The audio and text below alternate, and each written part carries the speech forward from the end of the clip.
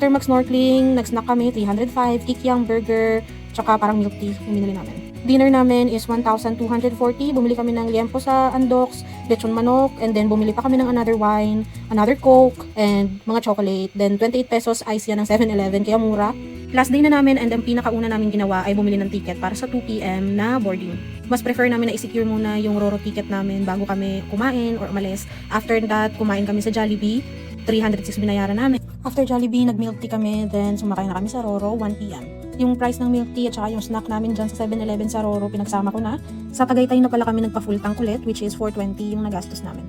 Ito yung detailed breakdown ng nagastos namin. Hiniwalay ko na yung sa accommodation, tsaka sa mga nagastos namin sa biyahe, at hiwalay din yung food para makita nyo. At ang total ay 15,139 pesos and 41 cents. Mas marami pa kaming nakain kaysa sa ginala namin. Pero kahit sobrang gastos namin sa food, sakto lang talaga yung 15K para sa amin. Thank you for watching! Bye-bye!